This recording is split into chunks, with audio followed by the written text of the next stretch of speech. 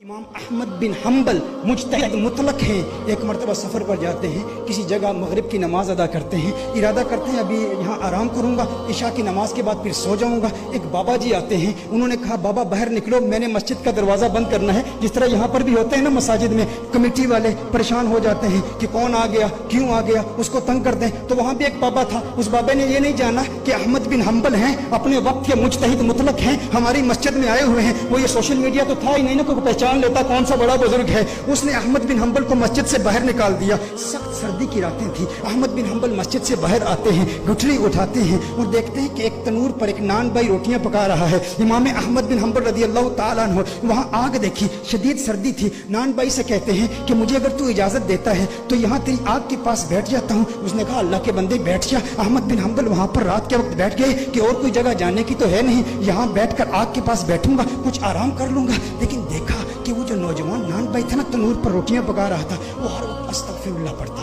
استغفر اللہ پڑھتا، تنور سے روٹی نکالتا استغفر اللہ، روٹی پکاتا استغفر اللہ، تنور میں روٹی ڈالتا استغفر اللہ۔ امام احمد بن حنبل اسے دیکھ رہے ہیں اور بڑی محبت بڑی نگاہوں سے دیکھ رہے ہیں، مسکرا رہے ہیں۔ کہا بابا جی مسکرا کیوں رہے ہو؟ کہا تیری یہ استغفار پڑھنے کی ادا بہت پسند آئی۔ کہا میں استغفار اس لیے پڑھتا ہوں کہ اس استغفار نے مجھے مستجاب الدعوات بنا دیا ہے، جو دعا کرتا ہوں اللہ قبول کرتا ہے، میری دعا کوئی اللہ کی بارگاہ سے رد نہیں ہوتی۔ کہا یہ تو بہت بڑی ولایت کا دعویٰ ہے نوجوان ہے نان بھائی، تو ولایت کا دعویٰ کر رہا ہے کہ تیری ہر دعا اللہ کی بارگاہ میں قبول ہوتی ہے، کوئی دعا رد نہیں ہوتی۔ کہا کوئی دعا رد نہیں ہوتی۔ کہا آج استغفار کیوں پڑھ رہا ہے؟ کہا بابا جی کیا بتاؤں، آج میری یہاں ڈیوٹی لگی ہے، میں نے سنا ایک مجتہد مطلق ہمارے علاقے میں آیا ہوا ہے، بہت بڑا بزرگ ہے، آج میری یہ تمنا ہے استغفار پڑھتا رہوں گا، اس کی زیارت کروں گا، لیکن میرا مالک مجھے جانے کی اجازت نہیں دے رہا۔ کہا کون ہے وہ بزرگ، کون ہے وہ عالم جس کی تو زیارت کرنا چاہتا ہے اور جس کی زیارت کا تمنائی بنے ہوئے تو استغفار پڑھ رہا ہے؟ کہا جانتے نہیں احمد بن حنبل ہمارے شہر میں آیا ہوا ہے، میرے دل میں بھی خواہش ہے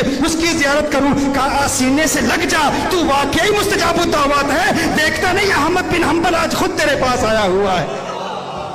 میرے دوستو یہ استغفار کی پاور ہے، یہ استغفار کی قوت ہے۔